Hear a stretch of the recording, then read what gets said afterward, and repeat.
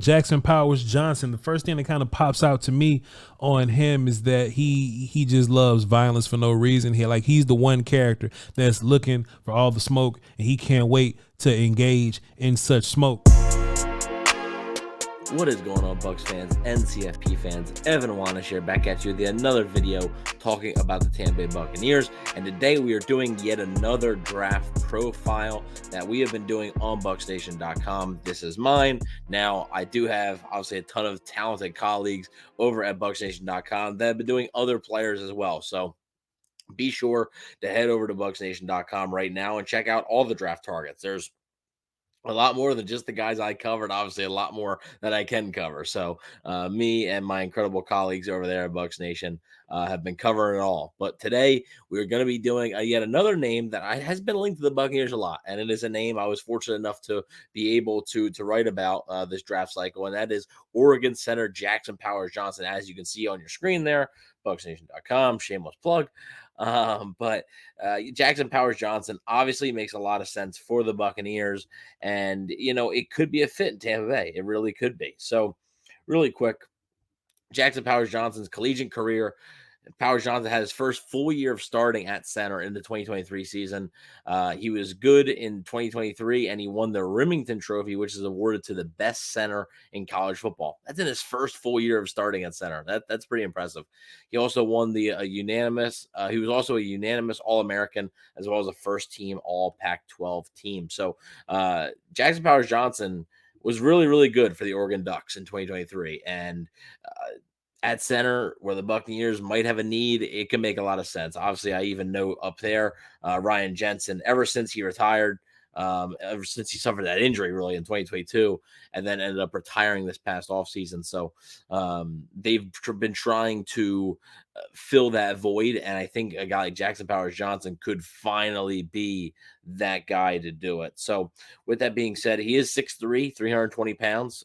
He is a nasty type of player, just 21 years old. So there is, like I mentioned, there's a lot of room to grow, a lot of room to develop for Jackson Powers Johnson. So with a younger player like that, I think it's a special case when you get a player who I think actually has a pretty high floor, but also can have a pretty high ceiling as well. So I think Jackson Powers Johnson, honestly, this is my personal opinion, I think he could end up being a pretty blue chip type prospect for you in this draft. So at the pro day and scouting combine, Jackson Powers Johnson did not participate in the 40-yard dash or many other drills at the combine, but he did record a 32-inch vertical jump along with an 8-foot 8-inch broad jump. He also recorded 30 reps on the bench press.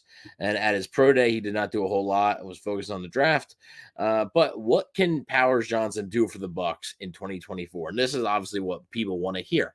Jackson Powers Johnson would come in and immediately be this team's starting center. I even said that right there in the first sentence there. I also said, which could make drafting him at 26 a tremendous value for the Bucs. You're getting a center, right? You're getting a starter at 26th overall, a guy who's going to play a significant role for you in year one, even if they drafted, let's say, a pass rusher. That pass rusher, he may start, right? But he might end up at first even being like a rotational guy. Jackson Powers Johnson is going to play, hopefully, if he's healthy, he's going to play 100% of the snaps for you along the offensive line. So this is a rare case, I think, where you're late in the draft and you're able to pick up a player that's going to be able to contribute a lot. So it makes a lot of sense. And then also would allow Robert Hainsey to step back into more of a depth role, which could be beneficial for both him and the team. I think Robert Hainsey is a fine depth piece. Obviously, he can play both guard spots. He can play center, as we've seen. But I just don't know if he's really a starter in this league, especially not at center. Maybe at guard. And maybe, they still have questions at left guard, and maybe Robert Hainsey would win that left guard job should Jackson Powers Johnson or another center come to Tampa Bay. So, but I do think Hainsey going to the bench, being like that depth piece, or even being at left guard, could be beneficial for the Bucs. And I do think it matters. And finally, like I mentioned, find that replacement for Ryan Jensen. 2 years after his injury, they finally find a replacement for him, which this offensive line really missed him, right? I don't think many people would disagree with that statement that the offensive line has really missed Ryan Jensen the past few years. So a 3-year outlook, though, His development could obviously go either way. And look, that's every prospect, right? That is every prospect. The development of these guys matter. It can go either way. But if all goes well, there's no reason why Powers Johnson couldn't be one of the top centers in the NFL in 3 years' time. His ceiling is sky high, and he would get plenty of opportunity to play in Tampa Bay's offense. Just like I said, he's going to come in and immediately be a contributor. And like 3 years down the line, he's still probably going to be the starting center. So as long as he continues to develop, which again you can't really predict, you can't predict injuries, but if he continues to develop the way I believe he can, and the way a lot of scouts and a lot of media think he can, I don't see any reason why in 3 years' time Jackson Powers Johnson couldn't be one of the top centers in the NFL and play for the Buccaneers. Assuming he is healthy and his development continues, he appears primed to become not just top center, but a top interior offensive lineman in the entire league, as he's likely to start from day one and from there on out. So, like I said, not even just center, but I think as far as an interior offensive lineman, I think you could be talking about a guy like Jackson Powers Johnson as a guy who's going to be making that impact and making a big impact. The stock report. Let's go to that. Powers Johnson's stock appears to be in the late teens, mid-20s range, which obviously fits right in line with what the Bucs are selecting. There's a possibility that JPJ will be available for the Buccaneers to pick him at 26th overall, but there are also a few teams in front of Tampa Bay that could pull the trigger on the talented center. If he's available at 26, I would expect the Bucs to think long and hard about making him the newest Buccaneer. So, some teams that could possibly be an option. The Seahawks could be an option. I believe they're at 18 or 19. They're at 18th overall, I believe. They could definitely be an option. The Cowboys could be an option. The Packers right in front of the Buccaneers could be an option. So there isn't, it's not like there's a clear path to Tampa Bay. And look, I made this article about 2 weeks ago, actually. And since then, his stock has actually fallen a bit, I guess you could say. Whereas there's a real possibility he's there at 26 and he could maybe be one of the first picks on day 2, actually. So his stock appears to be falling a little bit. So I'm not even sure if the late teens is necessarily going to be happening for Jackson Powers Johnson. I would look at maybe Dallas at 24 and Green Bay at 25, of course, right in front of the Buccaneers as two teams that could maybe use him and could select him. So it would make a lot of sense for those teams, but it would also make a ton of sense for the Buccaneers, to pick him at 26. Now we're going to do on the clock. Okay. We did it with Chop Robinson. We're doing it with Jackson Powers Johnson right here on the clock. Now it is time for you to make the call. Should the Buccaneers target Jackson Powers Johnson in the NFL draft? Vote in the poll below and let us know in the comment section below. You can go to bucsnation.com right now and vote in this very poll. It is going to be open, I believe, until the day before the draft. So the Buccaneers should target Jackson Powers Johnson in the NFL draft. 36% say early. They should trade up to secure him. Likely meaning you probably trade up from 26 to maybe 23, 22 to make sure you get him. Ahead of the teams, like I said, the Cowboys and the Packers. 62% though, and this is the overwhelming consensus here. See if he makes it the 26th overall, which I think is fair. I think seeing if he makes it there is fair, and then going from there, seeing who else is on the board, if he is there.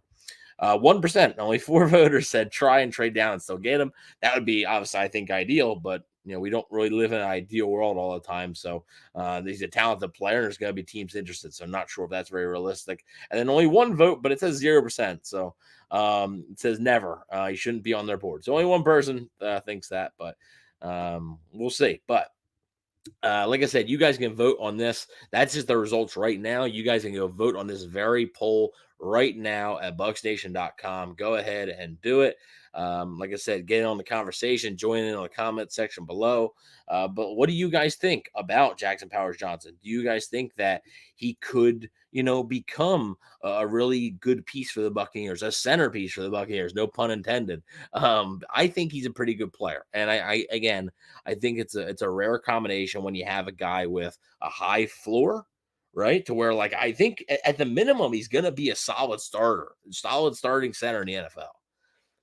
And then he's got a high ceiling as well, where I think this dude can easily be a top 3 center, top 5 center year in and year out. So I think that's a rare combo, especially to get it 26th overall that late in the draft, that late in the first round when you're finding a contributor like that. So I do think if he's there at 26, like I mentioned in the article, I think the Buccaneers should and will think long and hard about selecting Jackson Powers Johnson. But I'm curious to hear what you guys think. What do you think about Jackson Powers Johnson? Do you like the fit in Tampa Bay's offense? Do you think the Bucs should pick him? Do you think they should trade up? Like I said, you can go vote in the poll right there at BucsNation.com. Go check out all of our draft coverage over at BucsNation.com. Like I said, it's not just me writing stuff. Is all of my awesome colleagues writing draft profiles on a lot of the prospects that you guys are talking about in the comment section of our posts, in the comment section on Instagram, in the comment section in the live chat on our shows. So a lot of the guys that you guys are talking about, we got them covered at BucsNation.com. So be sure to head over to there and check that out. But thank you all for watching. Please don't forget to like, share, and subscribe, and go Bucs.